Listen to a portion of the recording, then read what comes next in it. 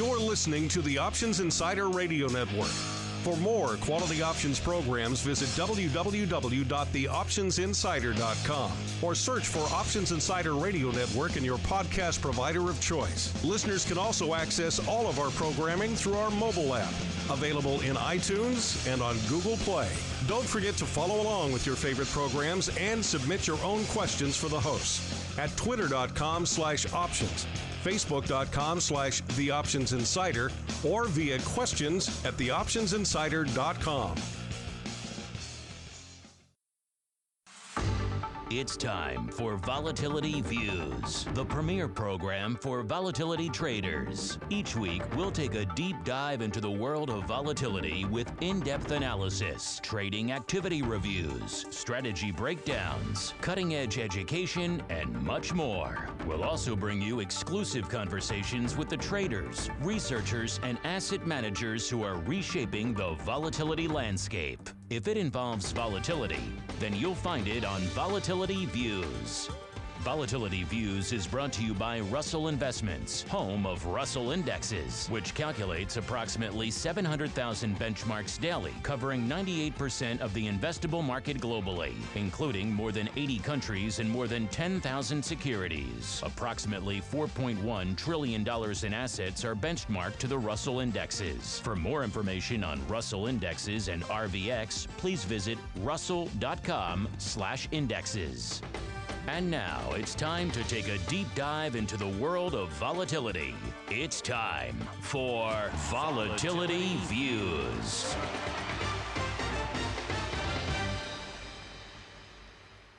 And welcome to Volatility Views. I am Mark Sebastian. I am guest hosting. Mark Longo is on assignment at Disney. I've told him he needs to research the Big Thunder Mountain Railroad, Cars Land, and Space Mountain. And so he is on that assignment. So we get a little bit of a vol upgrade this week in terms of the color commentator, in that I am joined by Master Vixenaire, the VIX ETP King, the king of more and VIX, Bill Luby, who runs the blog VIX and More, and also runs a small fund. What's the name of your fund, Bill? Luby Asset Management is the company. We run 2 volatility strategies and a couple of other things under that umbrella. Well, welcome here, Bill. Why don't you, before we get moving, why don't you just give everybody the 2-minute rundown on your history and why we like having you on this show, and then we'll move on to talking about the markets. Well, I think my history is that I'm the only guy who's been talking nonstop about the VIX for the last 10 years. And granted, lots of people have been talking about it for the last 6 years. But it's something of I have a strong interest in market sentiment indicators and technical indicators, and the VIX has always been something I've been interested in. But when we started to see VIX products, VIX options, VIX exchange-traded products come out, I converted about 90-95% of my trading to volatility-based trading. So I think, eat, sleep, and trade volatility, not just through options, but through the VIX products. And I do, and I've been blogging about that at VIX and More for almost 10 years now. I guess we're going on 9, and have been trading volatility strategies for the last 2 years for some clients as well, in addition to my own money. Prior to becoming a full-time trader about 11 years ago, I had many years in the management consulting industry, looking at the world and a very fundamental sort of view, the kind of thing I needed to jettison to become a successful trader. But that's the 2-minute bio.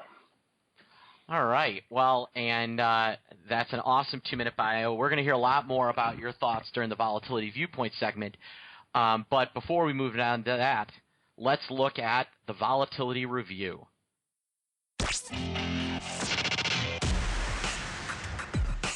It's time to break down the latest developments in the volatility trading world. It's time for the Volatility Review.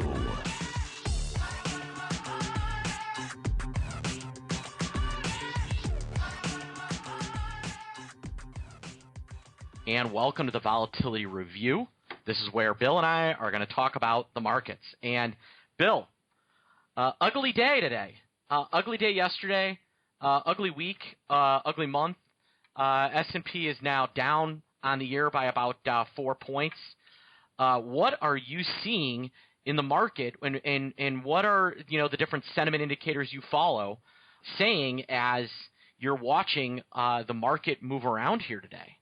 Well, until maybe 2 days ago, I would have said this is a very resilient market. Every ugly day has been followed by buy on the dip, and that's why we've been range bound for about 6 months.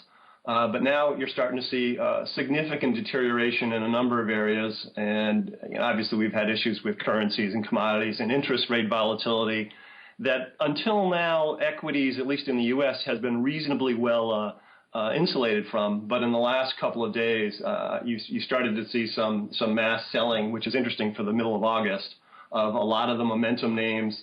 And you mentioned Mark Longo on assignment in Disney. Disney had not just a bad earnings, but it keeps going down and down and down. And there are a lot of stocks, particularly the momentum names, biotechnology, that sort of thing, that have just been getting killed as people have been selling quality and the recent winners, either to margin calls or to lower risk, or perhaps to make bets that we're actually going to break down and continue significantly lower from here. Yeah, I mean, you look at all the momentum stocks, they're getting creamed. Apple's down 2%, Amazon down 2%, Alibaba down 3%, Facebook down 3.5%, Shake Shack, well, I'm not even counting them. Google down almost 2%, Microsoft down 1.5%, Netflix getting toasted, down 7%.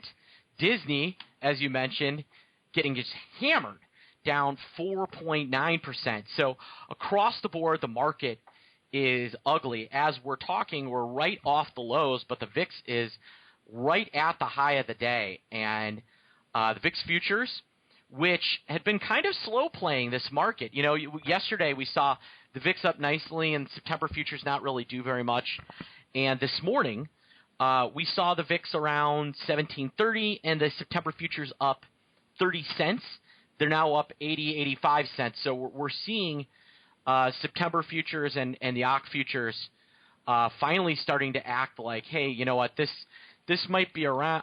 This could potentially be around here for a while, and just some really crazy action. Bill, I know you primarily trade in the ETPs, but there's been some really interesting paper trading today. Here's a couple of really kind of thought-provoking trades that I've seen trade today. We saw a seller in size of the September 16 straddle. We saw a decent seller of the 1725 call spread. But interesting, we're seeing a lot of kind of SEP-OCC rolling, and that's been kind of pushing things around.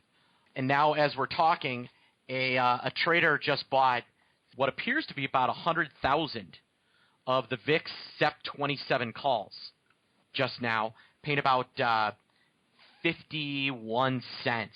So there is VVIX, which is the volatility of VIX, about 103, and VIX futures are just off their high of the day. So some really interesting price action. Now, I know you're more of an ETP trader, so what are you seeing in terms of kind of vol setups and kind of VIX futures markets, and what is that doing to the ETPs?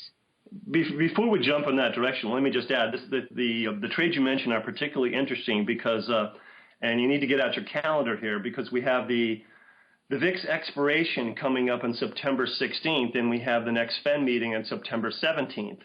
So even though we're expiring one day before the Fed has the chance to do something or not do something and potentially put the markets into a turmoil, you're going to have people getting anxious the last couple of days running up into that meeting. So the September strikes, our expirations are very interesting plays right now. Obviously, if you want to play for the pin action, you're looking at October. You're looking at some of the weeklies that are expiring after the meeting. But the September 16 is a really, really interesting expiration, and interesting to see people are betting as high as 27 in advance of that. Yeah, and I'm still surprised that we're not seeing more volume in that SEP future that takes place right after the SEP contract, the 38-week VIX future, right? Because we would think there's some real volume. VIX now at the high of the day, folks. You would think there'd be some real volume on that piece, and we have yet to see that. These are new products, the VIX weeklies, and they're still catching on, and they probably haven't hit some of the liquidity thresholds for some institutions to get excited about them, or even some retail investors. But yes, I would think as these products become more accepted and more mainstream, you're going to start to see the VIX weekly futures become really significant in terms of placing short-term bets around things like Fed meetings and employment reports and whatever else may be on the weekly agenda. Yeah, I mean, I think they're going to list options on those in October. That could be a real driver of things to come. It's been fascinating watching kind of how the market has moved around, and a lot of that paper. It's been interesting. Yeah, lots of movement rolling between SEP and OCC, and there was an interesting 1x2 player that stepped in and bought the NOVE. 1935 1x2 for 95 cents. Did it 10,000 by 20. Another big order. So there is the SIBO is seeing some serious interest in VIX options today, and things are really kind of moving around. It's pretty fascinating to watch. Yeah, I'm looking at the ETF option most active, and just about everything on my list is already double its daily volume. In the top 10 list, everything from the SPI and the Qs and EEM, and which of course are really seeing a lot of action, and all the way down, really lots of options activity everywhere. It's not a quiet August month. No, and people forget that we've had some other really cruddy Augusts in the past. We expect it to be slow, but that's not always the case, and it appears we may have one of those Augusts. One of the things that I'd been talking about for a while is that, we had a market where we were kind of heading for the first year in a while where both the market was going to be up and the VIX up at the same time. And the last time I'd seen something like that was in 2007. So I'd been drawing some comparisons to 2007, and we may be lining up for another little, what they call it, the taper tantrum that we had in October, right? Right. And we could be seeing some real movement, an October type move, if this worry continues and things continue to deteriorate in China. Yeah, I mean, China's, I look at everything I'm seeing in emerging markets and crude and interest rates and even selling some of these momentum names, and most of it I'm tracing back to China and concerns about everything from and I apologize for the noise in the background here, but everything from the Chinese economy to the concerns about the Chinese government to manage the economy to all the commodities and other related issues with respect to the transition from that infrastructure-driven economy to the consumer-driven economy, which is just not happening as anyone hoped, particularly those in the Communist Party. Yeah, and now as we're talking, the NASDAQ, the NDX has just dropped now off to more than 2%, and so this is a little bit of a Momo bloodbath today, and it's been interesting to watch. And the VIX just at about 18, and we haven't seen, I think, since February, there was only one patch where the VIX has been above 18. So I think the absence of people coming in to buy on the dip is getting people a little more concerned as the day wears on. And we're only halfway through the trading day. And if we don't see any buyers show up, I would not be surprised for the VIX to continue to go higher, and maybe the NASDAQ stocks getting dumped en masse as we're down roughly 250 on the Dow right now. Yeah, we're in one of those weird malaise days, but the buy the dip guys tried to step in, and we briefly saw the S&P get back up on the year, and it has since kind of given that away. And VIX and VIX futures are both climbing aggressively.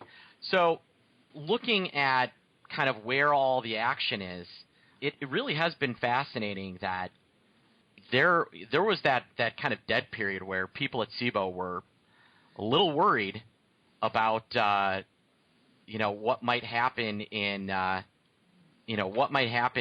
VIX over the next, about a volume deterioration, about a deterioration in whether the product was viable, and we're now seeing serious volume in the product right as we're talking right now. I'm going to pull up the stats on the product. We'll look at a couple of them. So far, VIX has traded about 550,000 contracts, average volume about 630. So it's in line to do 1 million contracts today. Nothing insane, but still a pretty active. Open interest, believe it or not, open interest is about 1 million contracts below its average.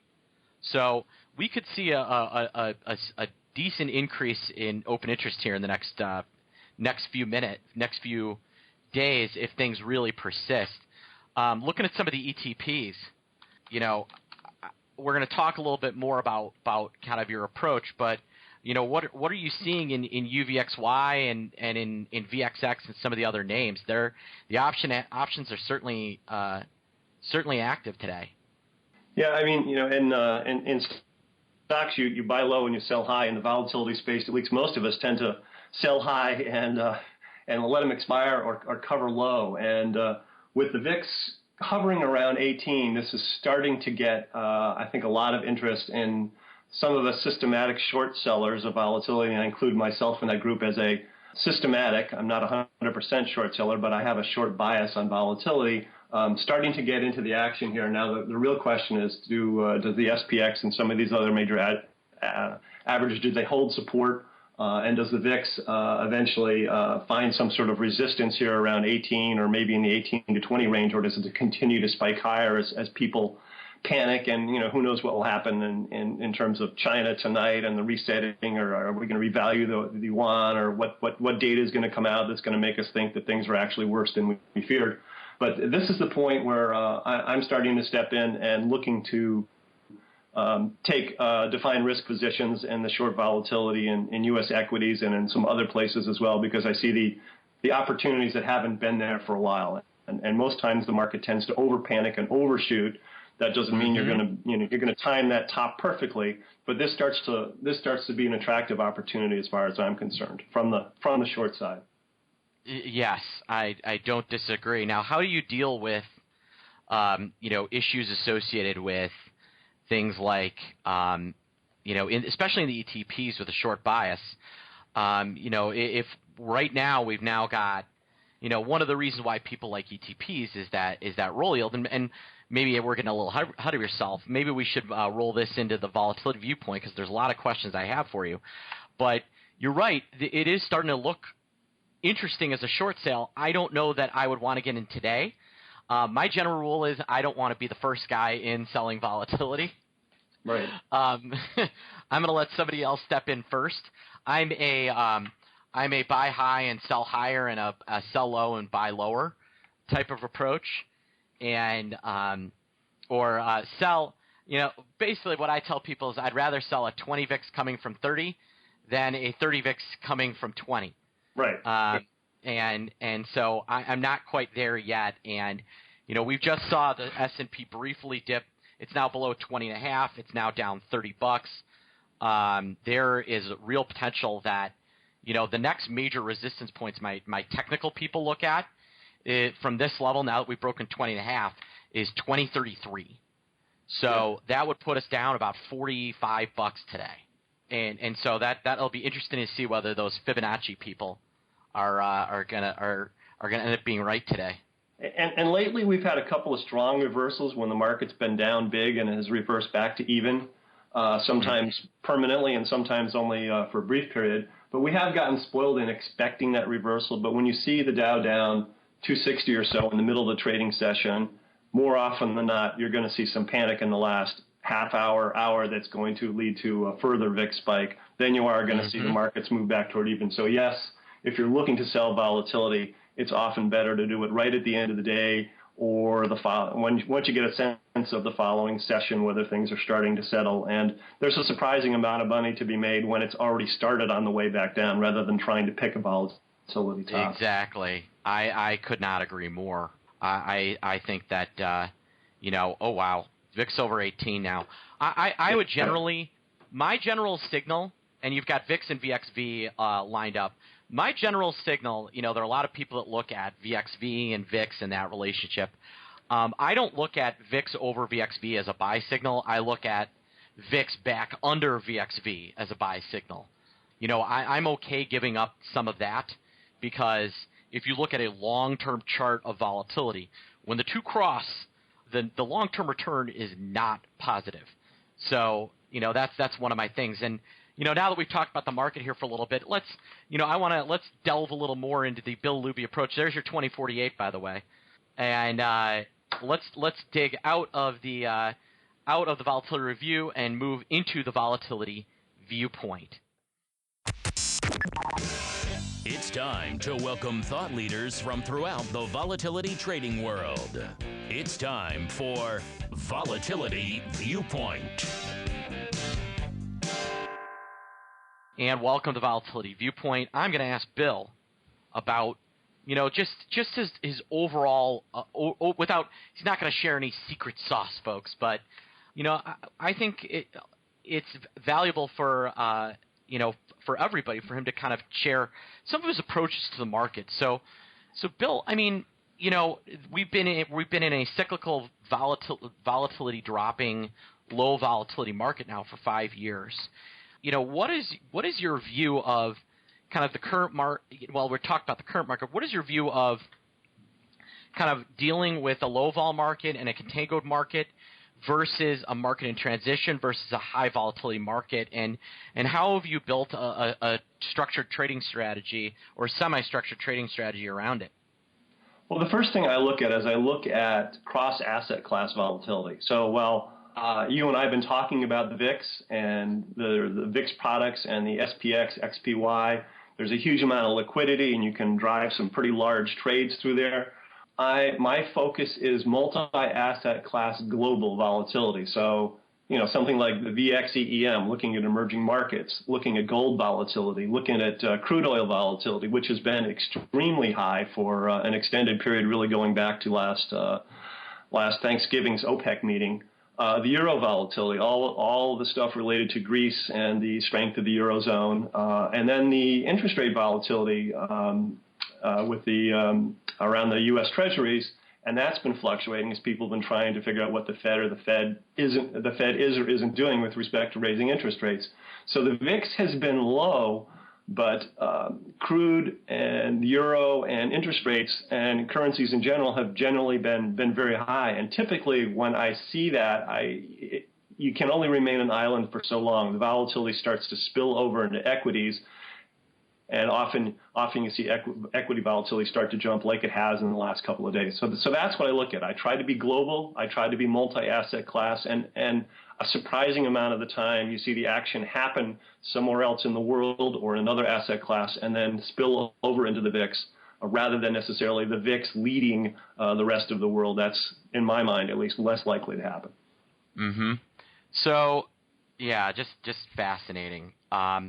Yeah, it's been interesting. OIV, one of the things that, and here's why I do kind of think, I'm going to ask your opinion on that, is, one of the things we talked about offline was, viewing, do you look at any of the volatility products in a vacuum, or are you one, or how do you view something like, one thing I've been watching with OIV, the VIX of WTI options, is that while the USO and WTI keep falling out of bed, the OIV, that VIX, has stayed around 40. It kind of has a 08-09 pattern to it. Do you pay attention to stuff like that?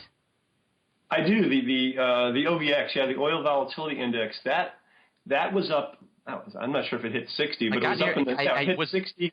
It got up to 60. In the 50s. Yeah, it was in the 50s for an extended period from December through actually the very beginning of April. And then it went down actually in the high 20s and has been creeping up. And so, 41 is historically high where we closed yesterday. I don't have the exact number right now. That's still, compared to where we've been recently. My thought here is that that we're talking about the potential for future movement, and with oil, how much oil cannot fall another $40. It's already fallen $40. It can't go negative. So just by definition, that number is so small that you're starting to see the OVX with a cap as to how high it can go, because it might fall down to 30, it might fall, it's possible it might get in the 20s. I'm not going to predict where it's going to be, but I know the OVX is going to limit the potential, is going to show the limitations on the potential downside. Just when the SPX fell down to 660 back in March of 09, you knew it wasn't going to go that much farther. There's a natural floor here. Yeah, volatility. Yeah, and definitely you get the feeling that the panic is over, even if the sell-off isn't in oil. Right. And you see that across a couple other markets. Gold is finally kind of recovering. So it's certainly interesting watching all the way these cross assets are trading. Oil's actually up today. So are metals and mining, and some of the more commodity related stuff is not dragging the markets down today. It's other stuff dragging markets down. Yep. We just saw a SEP 2024 call spread seller about 11,000 times just sold the 2024 down to 43 cents. Interesting to watch. NASDAQ about to be down 100, the NDX. So now, with the different ETPs that you trade, are you trading – so, you're involved in all these different ETFs in a volatility. Do you primarily stick to the VIX ETFs or ETPs, or are you also playing in, your different, you mentioned VXEEM. How do you – unfortunately, there are no ETPs in VXEEM and there's no liquidity there. So when you see these cross-asset classes have kind of screwy volatilities, how do you manage that, and how do you deal with that and engage in trades that way? That's a good question. So first, yes, I do trade, for instance, the EEM, things like straddles and vertical spreads and that sort of thing to capture some volatility, and sometimes with a directional bias as well. So while you can't trade the volatility product, obviously you can structure an options trade to isolate some of the volatility component of that. The really interesting part is trying to deal with the correlations between something like VXEEM, which is not only correlated to our VIX, but it's also correlated to commodities. It's also correlated to various individual country ETFs, such as China or Russia or Brazil, and you've had China and Brazil in trouble. You've had Russia actually doing well lately, ironically, and you've had India that's been pretty resilient. So you can actually have four large moves, and sometimes they cancel each other out, and then sometimes they don't. But for now you see VXEEM spiking higher as the emerging markets are really under pressure here, and I think that's a large part of that is what's flowing into the VIX. It's okay for China to be in trouble. It's okay for oil going low, but when you start to call into question the whole Asian region in terms of their currencies and how stable they may be, and what the potential issues are for GDP growth or government stability or ability to pay debts, then you start to see some bigger issues with VXEEM that start to, and the emerging markets in general, that start to overshadow the kind of issues that we're facing here in the States. Yeah. It'll be interesting. I would not be surprised if we saw a Fed governor in the next day or two come out and, have you played around with interest rate volatility? I mean, do you look at like VXTYN or any of those indicators as something that you can use in your trading, or are those too opaque?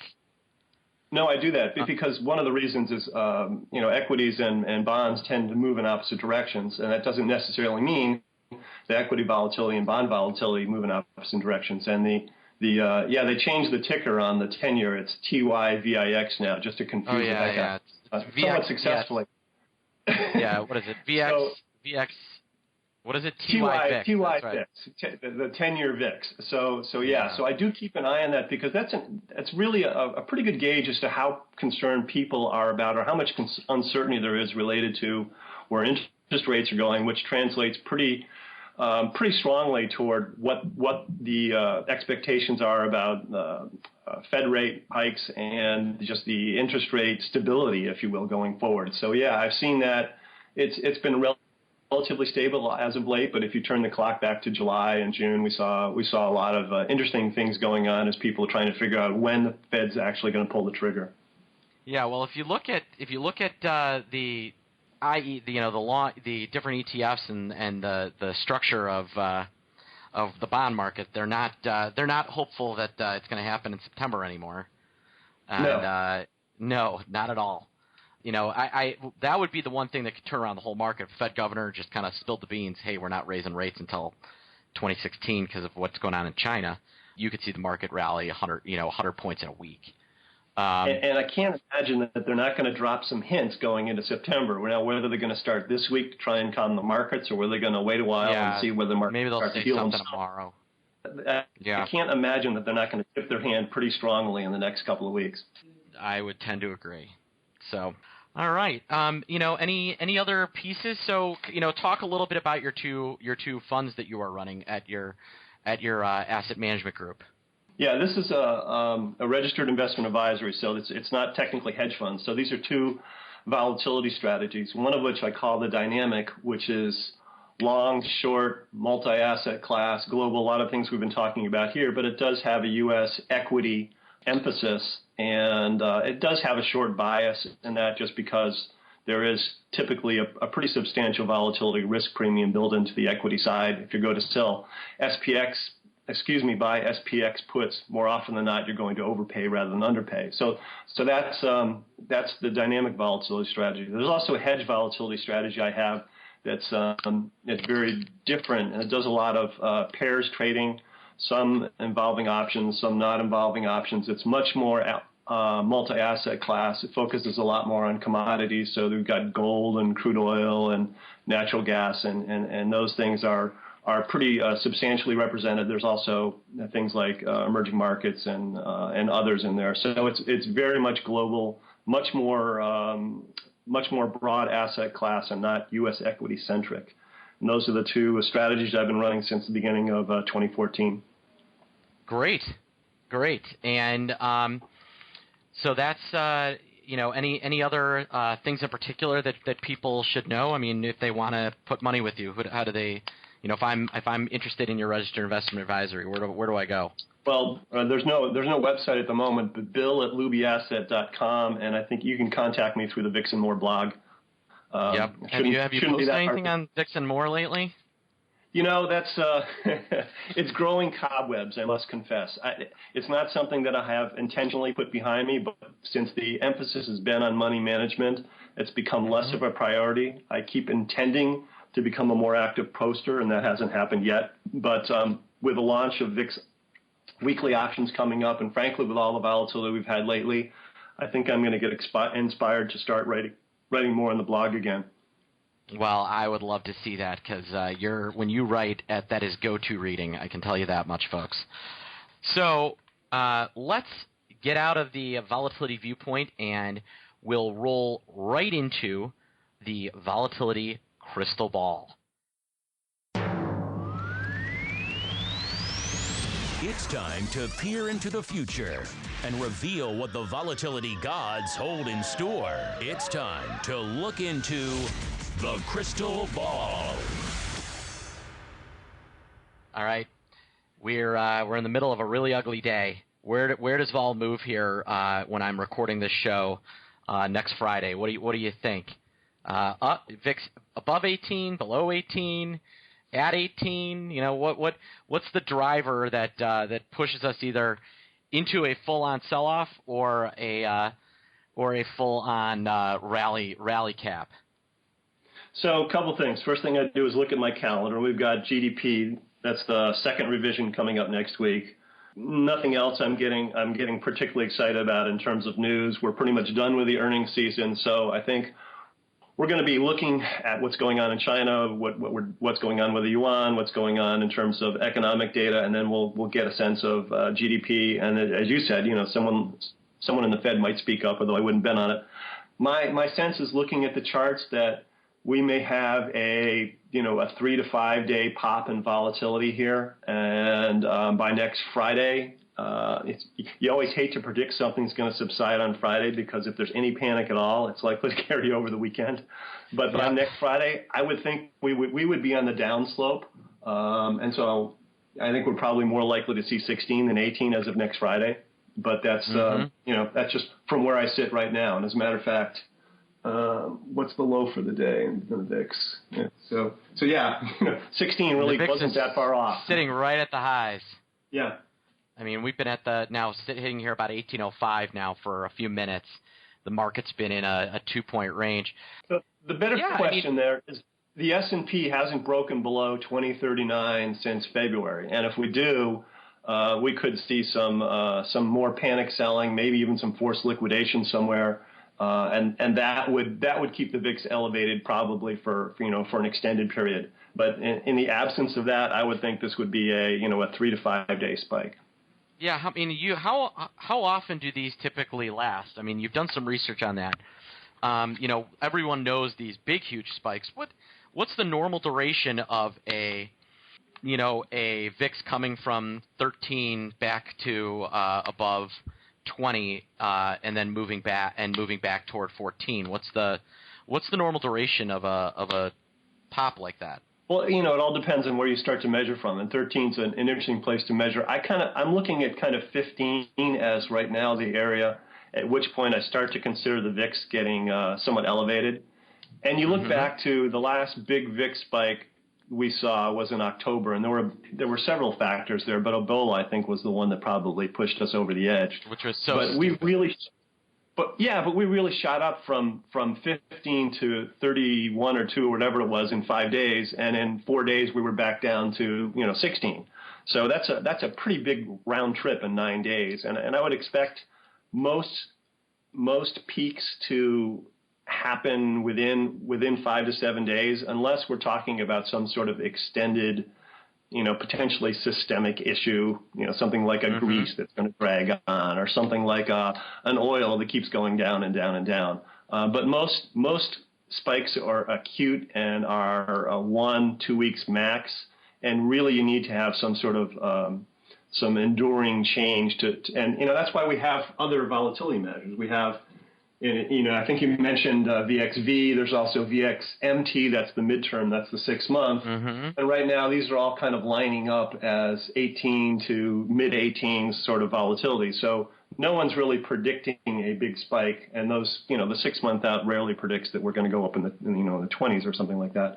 But the mean reverting aspect of the VIX starts to get strong after about a week, and after 2 or 3 weeks, it tends to be very strong. Of course, that depends on the type of fundamental issue that's fighting, whether it's geopolitical, whether it's economic, whether it's, a strange medical one-off like it was in the case of the Ebola. Yeah. And it's really hard because we're somewhat in unproven territory with respect to China. We've never had an economy like this. We've never had an economy that was managed like this. We've never had a government try to do the things it's trying to do, and we've never had a stock market in China that's been anything like this before. So there's so much new territory, and we certainly never had an economy that large trying to pivot from a government-led investment in infrastructure and those types of projects toward a consumer-led economy, and it's very difficult to predict how that's going to play out, and hence all the uncertainty associated with it. All right, now the more important question: do you think Jared's going to have to buy me a steak? No, I forget. Which bet is this? I bet him that the Fed would not raise rates in 2016. Ooh. Well, today certainly has bolstered your case, but I think I'm still looking at December as a kind of we need to raise it to ensure our credibility, even though it'll come right at the end of the Christmas shopping cycle, which is, to me, not a great idea. But I do think at some point the face-saving aspect of this may force them into making a decision that they would otherwise not make if they hadn't. Which is silly. I agree. I mean, think about this. Like, doing something just to save face when it's the wrong decision is something my 5-year-old does, not a grown woman. I can't disagree with you. I really can't. But at some point, I think, Yellen's going to have to start to establish her legacy, and she's going to have to start to deliver on some of the promises. And I think December makes sense if they're going to go. If they don't go in December, you could see a very, very negative market reaction. There could be some Fed credibility issues, even if unemployment starts ticking up and GDP growth starts going down. At some point, people are going to start to lose faith in the Fed, and that's a huge issue. Just look what's happened over in China. Once people start losing faith in the government's ability to influence the economy. Exactly. So, all right. Well, from my end, I tend to agree with you. I will still take that the rate hike ends up being in January instead of December.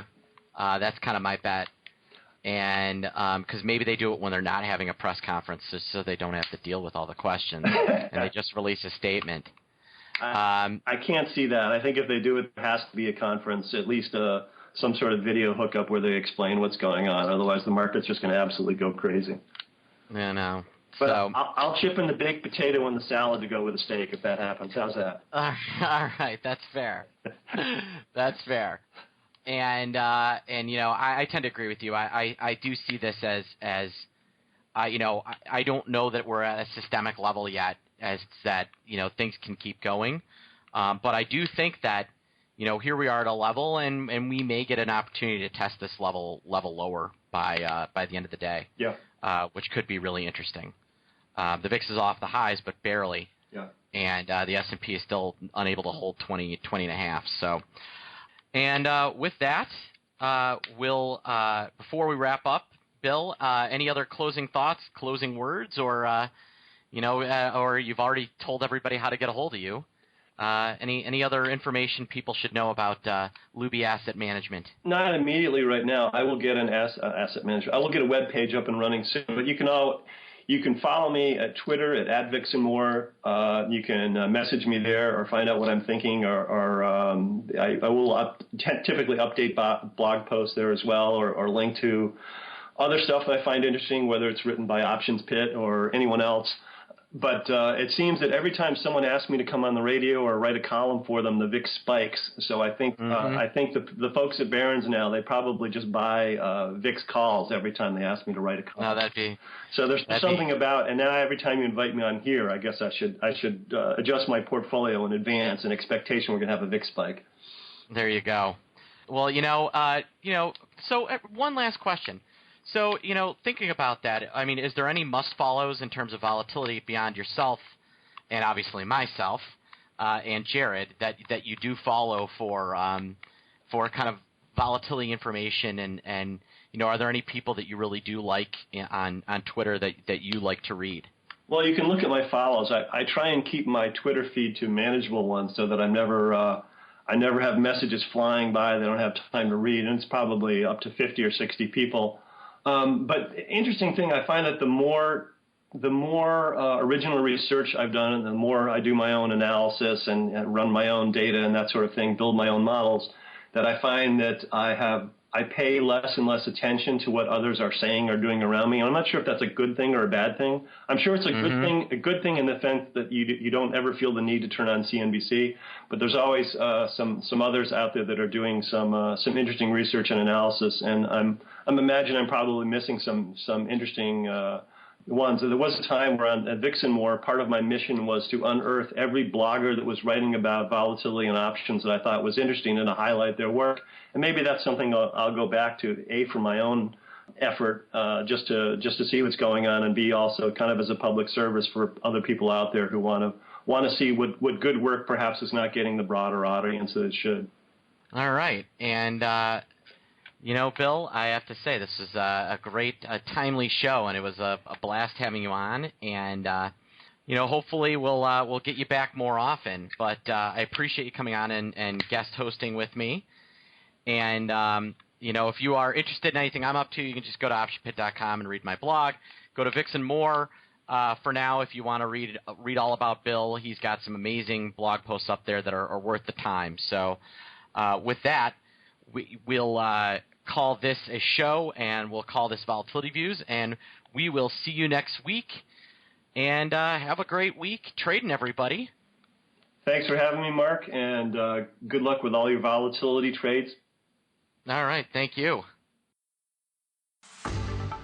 Thank you for listening to Volatility Views, the premier program for volatility traders. For episode archives and detailed show notes, please visit theoptionsinsider.com/volatilityviews. Be sure to make your own voice heard by leaving a volatility voicemail at 773-669-4VOL. or by posting a comment on theoptionsinsider.com, sending an email to questions@theoptionsinsider.com, or posting your questions to twitter.com/options or facebook.com/theoptionsinsider.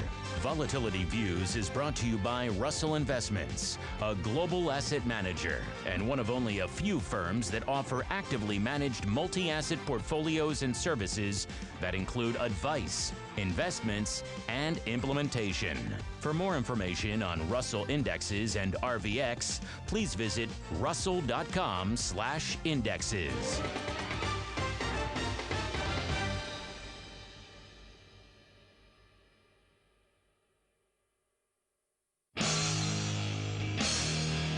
The preceding program was a production of the Options Insider Radio Network. For more quality options programs, visit www.theoptionsinsider.com or search for Options Insider Radio Network in your podcast provider of choice. Listeners can also access all of our programming through our mobile app, available in iTunes and on Google Play. Don't forget to follow along with your favorite programs and submit your own questions for the hosts at twitter.com/options, facebook.com/theoptionsinsider, or via questions@theoptionsinsider.com.